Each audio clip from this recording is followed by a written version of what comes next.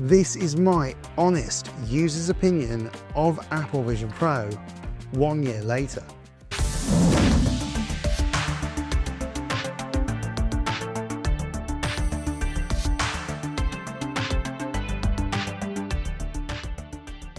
Welcome back to a vision experiment with me, Ty, talking everything Apple Vision Pro, spatial computing, applications, accessories, and more. And as a daily user, I want to give you guys my honest opinion on why I think Vision Pro is good, why I think Vision Pro has some ways to go, and some of the key things about Vision Pro that from its initial release to now, from Vision OS 1 to Vision OS 2.3, where are we at with Vision Pro 1 year later, in my opinion, obviously. So we're going to start with hardware and hardware pros, just a couple, just to see why I believe that Vision Pro has an advantage over its rivals. The clear standout thing is it has a dual chip architecture. It's got the M2 chip, it's got the R1 chip, and I've spoken about this before in past videos. Hardware pros like this are key to driving innovation in the XR space. A spatial computer needs to have power if it's ever going to compete with other products and replace them maybe in the future.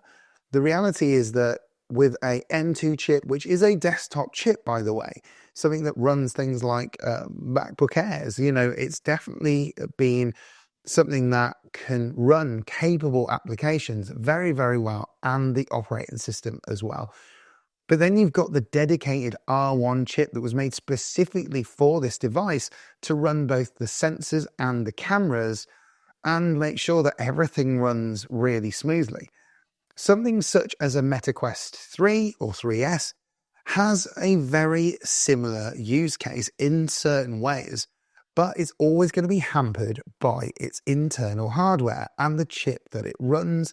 All of its sensors and cameras, as well as its operating system as well, is all on one chip, so it doesn't have the same horsepower as something like Apple Vision Pro. Things you want to do on this, such as watching really high fidelity, high resolution media at high frame rates, or looking at really high quality 3D models and 3D designs, are something that Vision Pro handles and is kind of in a league of its own in that sense. And that kind of moves into that high resolution media. And with Apple Immersive, it's basically 16K media at high frame rates such as 90 FPS that just other headsets are not going to be able to manage. Now, let's be honest, the headset itself is an 8K or almost 8K output. And because of that, some of the Apple Immersive media, or if not all of it, has had to be brought down to be capable of playing within the device. There are still limitations. It's not endless, of course.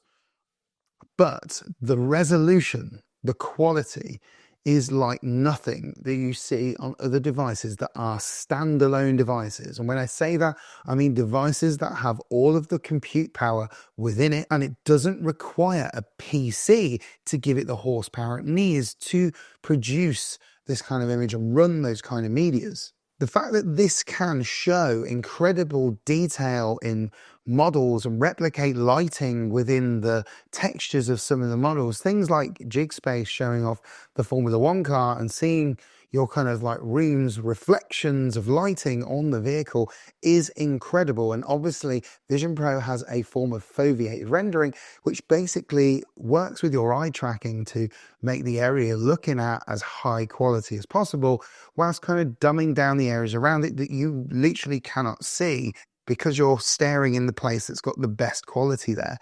It is a powerhouse of a standalone, and that's where people fail to sort of have that differentiator between some of the headsets and their capabilities. And that moves on to the 8K micro OLED panels inside and the lens technology too.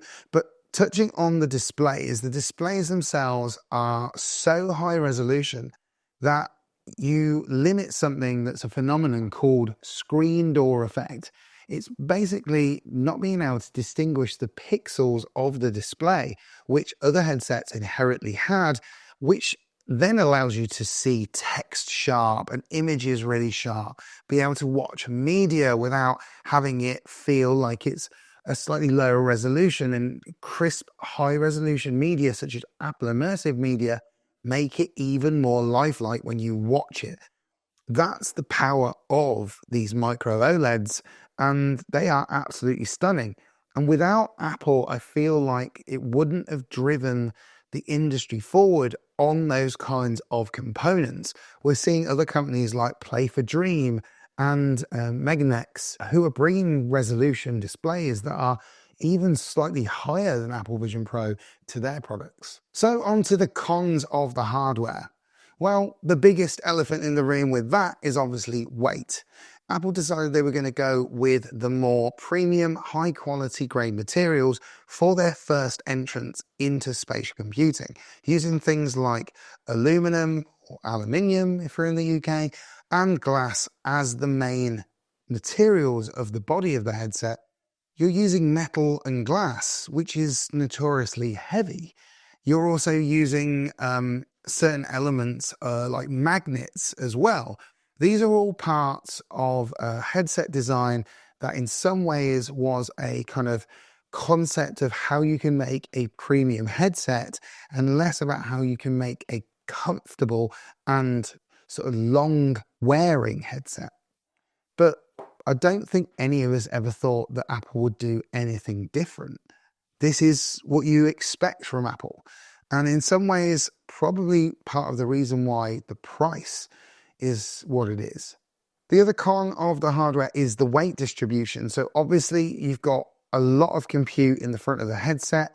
You've got this tethered battery bank as well, which in some ways, if the battery was actually in the headset, such as it is in the Meta Quest, it would be even heavier. And in some ways, I would be saying worse things about Vision Pro if it was that way. Thankfully, they went with that tethered approach, and I think that in some ways a lot of people weren't quite so sure about that to start with, but I'm kind of glad they did. The only downside is that having a more front-heavy device has meant that I've had to find alternative additions to be able to wear it for longer sessions. Things such as Anapro A2, and I've also tried the Belkin head strap as well that Apple recommend in their stores. It's definitely something that has to be addressed. I think in future versions of Vision products, Apple have got to create new types of straps, offering more options to people who have varied head shapes. This also goes for the light seal. The light seal is, you know, in some ways not the most flexible, and in turn does put pressure on my face in different points. If I was to wear the Solo knit band, which I really love, and in turn it has this amazing 3D woven material to make it, it's definitely the aesthetic choice that I think Apple would prefer you to wear with your Vision Pro. They also added a secondary head strap, which was this one, which is the dual loop strap, which in all honesty, I really feel has a bit of an afterthought to it. Now, I'm not saying that Apple did actually see this as an afterthought, but it absolutely was an option that I think was added there for a bit of extra top of the head support for people that probably found the Solo knit band didn't offer enough. But I think that maybe Apple could have made something a little bit more interesting with this particular design. We all know that behind the scenes there was a kind of hybrid between a top strap Solo knit band, but it never kind of made the light of day. And so because of that, people have had to find alternatives. And I think that when you're spending that amount of money, having to spend more on accessories feels a little bit like a kick in the teeth, especially for not having any type of serious pressure or discomfort around your face. And my last con of the hardware is the problem with requiring lens inserts. If you have decent vision, you're in luck because you can literally just wear Vision Pro, go through the hand and eye calibration, and you'll be fine. But if not, you've got to buy specific to your prescription optical inserts, and you can only buy them right now officially from Carl Zeiss. And that kind of feels a bit strange. If you've got an extremely strong prescription, you actually can't use it unless you buy these additional inserts, because you can't wear glasses with Vision Pro. And again, if you want to demo this to people, you can only really demo it to people that have got good vision or the same prescription as you if you've bought the inserts. So if you've got a friend or a family member who'd like to see what it's like to enjoy what Vision Pro can offer, you just simply can't. It's unusable in that sense. And that's something that I think Apple need to find a remedy for in future Vision products. I think the idea of a personal computer, and because of phones being so ubiquitous in the world, you don't tend to share your phone with people. You don't tend to share your computer with people either, really. And so maybe the mindset in Apple's head is that you're not going to share your spatial computer with many people as well. But I don't think we're at that point, and we won't be anytime soon, where everyone has one, so no one wants to see what your one is like. Everyone wants to see what the new shiny thing is like. Yeah, I can't let them see it if they can't visually make out what's on the screens. On to software, and software is a really important part of this, because the pros to software are that the Vision Pro user interface is super intuitive and really familiar. If you use Apple products such as iPhone, iPad, or anything else, you'll instantly kind of get where you are. You'll realize what you're using, and you'll find it very reasonably easy to navigate. And even if you don't, you'll familiarize yourself super quickly. And things have improved as well, which we'll talk about a little bit later on with updates to the OS. The introduction of the Mac Virtual Display from visionOS 1 for this product was great, but it wasn't perfect. It had glitches and it had problems. And then they introduced in visionOS 2 a ultra-wide display with a much higher resolution output. And that is probably one of the biggest pros in software right now on Vision Pro. The ability to give you a virtual display from your Mac is incredible and has really changed Vision Pro for me. The cons are things I've kind of already said in my initial overview. The lack of native apps is a little bit of a problem when you've been using Vision Pro for a long time. If you're new to Vision Pro, you'll have plenty to play with for months and months. But I'm kind of at that point where, obviously, because of this channel, and if you do like it, please don't forget to hit the like button and subscribe to it. But I need to find things that are interesting or novel, something different in the App Store that I can kind of say, wow, I can't believe that someone made this and people don't know about it. I love advertising new and interesting applications. I love digging deep into the App Store and trying to find things that people just don't know about that are really useful applications in many ways. And at the moment, it's kind of lacking in that department. But I genuinely believe that it will improve over the next 12 to 18 months. I don't believe that Apple are slow on this, and I see on a regular basis that they are putting out developer days in different locations all around the world. So they're doing their best to try and support developers in trying to create amazing apps for Vision Pro. But as it stands for now, it's limited. You have got access to certain iPad apps too, and we're just going to have to bear with it. On to my most used features on Apple Vision Pro. Why do I use Apple Vision Pro daily, and why do I still love it 7 months on from when I bought it? The main reason is because I'm a massive mediophile. I love watching TV shows, movies, even looking at immersive content, both captured by others and captured by myself. It's a great product that allows me to see things in the best quality possible with incredible audio. It offers something when I'm watching just traditional media in 2D, so much more than I would do on my TV. And that is the biggest thing. My TV has kind of been redundant. My 4K TV at home has become quite mundane and boring. I don't really enjoy watching that as much as I do watching things on Vision Pro. Now, yes, it's not going to be quite so social with the people in my household. So obviously I still use my TV, watching things with my kids and watching things with my family. But the reality is that when I get an opportunity to use this, it's like my own personal cinema in my pocket. But not only do I watch things in the cinema, I can watch things in Mount Hood or Bora Bora or on the moon. There are kind of amazing spaces to be able to watch programs and films. It's great. And if you are someone like that, the thing that I love the most is that it really helps me to quiet my mind. When the world is so busy and is full of so much stuff going on, it's hard to find things that will help me quiet the noise. And that's worth so much to me that it makes Vision Pro almost worth it on its own.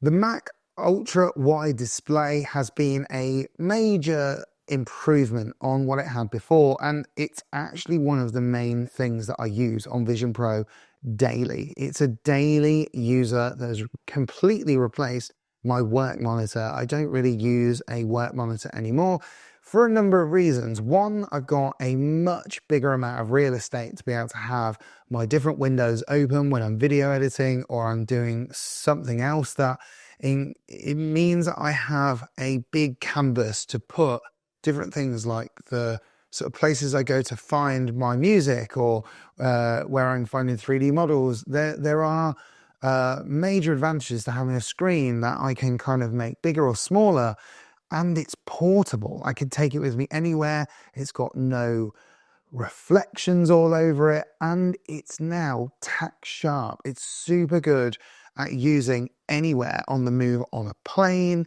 when I'm in a coffee shop. I can use it in public.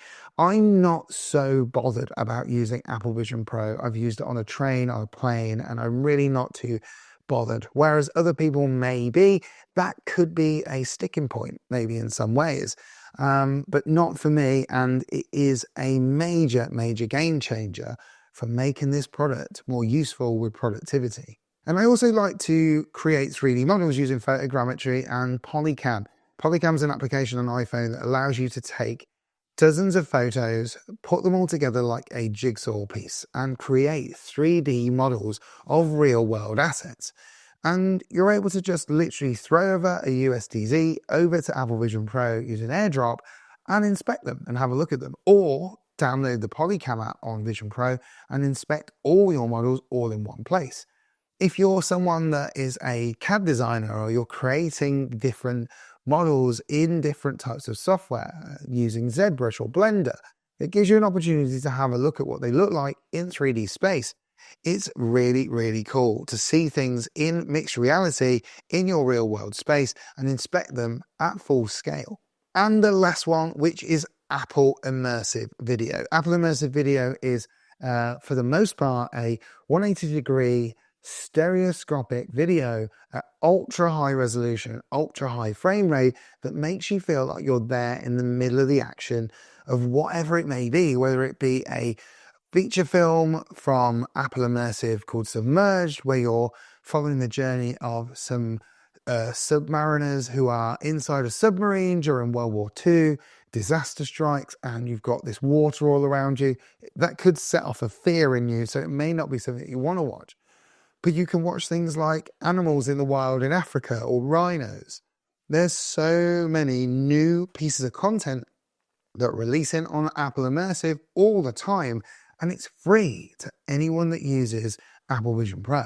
So let me give you 5 features that I would like to see to help improve Apple Vision Pro in the near future. Whether that's in a more incremental update, or whether that's we're going to have to wait till Vision OS 3, these are 5 things that I think are going to really improve the Vision Pro. Number 1 are more profiles for users. So at the moment, the Vision Pro can save my profile as a constant, and it can also save one more person as a profile on the headset since Vision OS 2 launched. But I believe that having the ability to save more than that, multiple profiles, will definitely have a major impact on people's decision whether they may buy this product. Because as it stands at the moment, it's a very individual feeling product with one user that obviously if you're going to show somebody else, that has to be wiped for the new person. So it's really not really a lot more helpful than it was before. More immersive environments. Now, you may not know this, or you may know this if you've used Vision Pro or had a demo, that Apple have dial-inable immersive environments. Things like Mount Hood, where you can twist the digital crown and it will give you the ability to decide how much of almost like VR immersion you want to be in a different location. So you can be in Joshua Tree, or you could be at Bora Bora Beach. There are some amazing environments that Apple have created that are hyper realistic, and they have some animation to it. You can see clouds moving around, and you can do both a daytime or a nighttime environment as well. So it's a perfect location when you want to zone out whilst doing your work or watching a film. They are amazing, but there's no news on if we're going to get more of them, and I'd like to see more of them coming really soon. The ability to create application folders. At the moment, you can move your apps around, and that is something that's been improved from the original OS 1. Before, you couldn't move your apps at all, and you were literally stuck with them wherever you installed them. Whereas now you're able to move them around, but you still can't make folders like you can on an iPhone or an iPad. And that is definitely something that needs to be improved as we move on, so that you can kind of declutter it as you're downloading more and more things. Apple Intelligence integration is something that we probably won't necessarily see in this generation of Vision Pro. I'd love to see it because I think that it would give so much more use to the product, and obviously AI is everywhere. So if it's not in Vision Pro, it's definitely going to be lagging behind. So we'd like to see that. I'm pretty sure that it'll come in the future, but that's just something that I really would like to see. And finally, this is something that I think is really, really key to offering people who maybe aren't confident in wearing these kind of devices, but would love to experience why they're so good, would love to be basically babysat through a demonstration.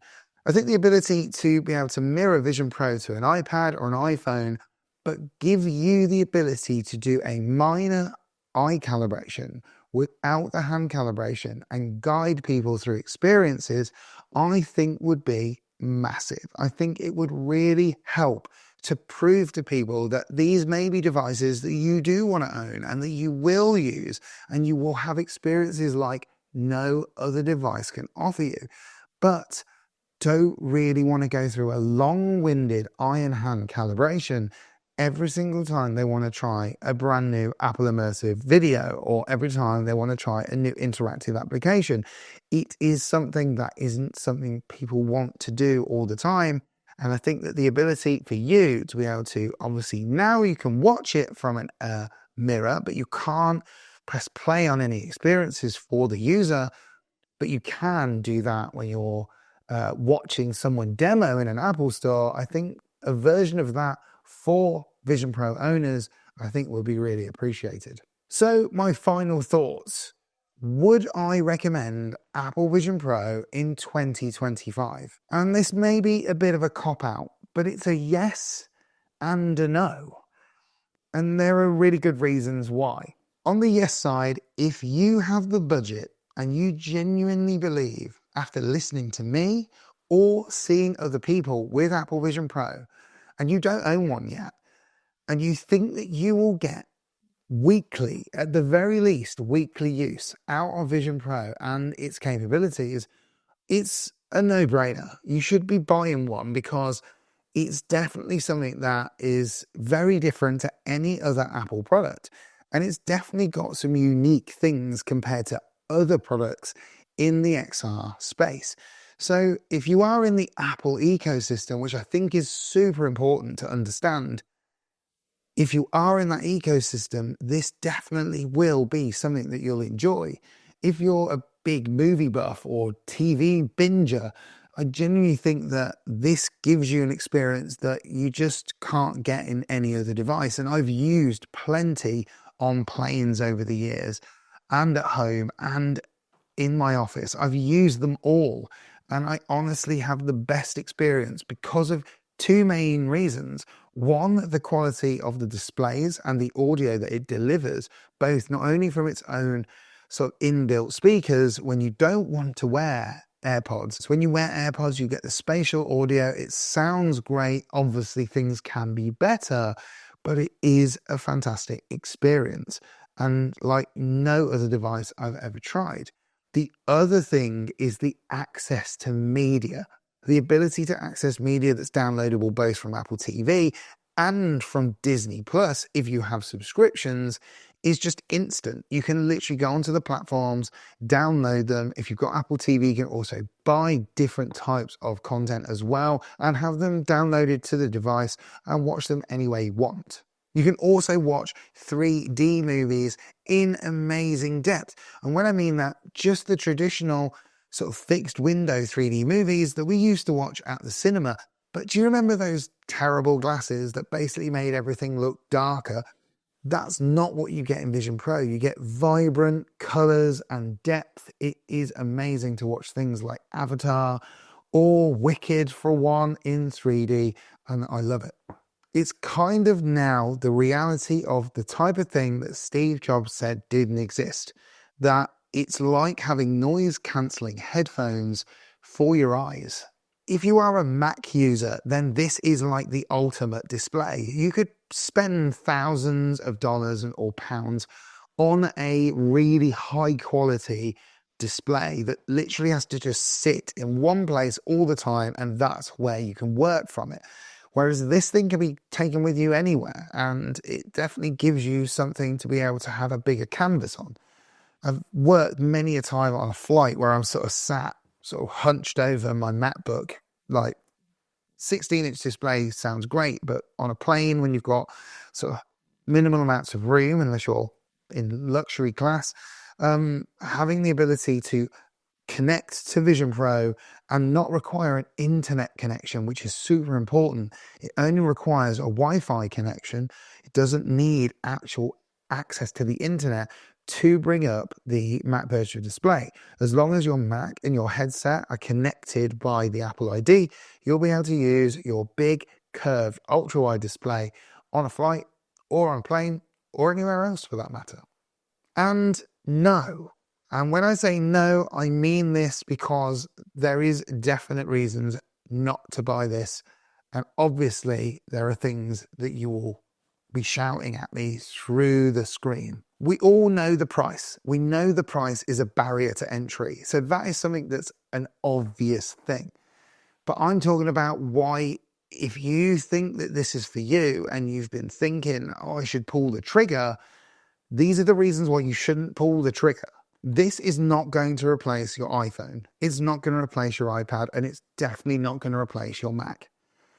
But it isn't a peripheral, and that is the real important part. This is not something that is just going to be a latch on to the side of. You can use this device on its own for many, many things, but it isn't going to be something you're going to have on your face 24 hours a day. And that's where things like your phone are on your person all the time. It's not going to supersede it. But what it will do is give you things that no other Apple product can do. But if you think that this is going to be your replacement for your iPad or your MacBook Air or any of those things, definitely don't buy this product. Buy an upgraded version of those. And really, the main one that I would say out of anything is you just simply don't have a use case for this. You're not into media. You don't do a lot of productivity. You might want to do gaming, but that's not what this is really truly aimed at.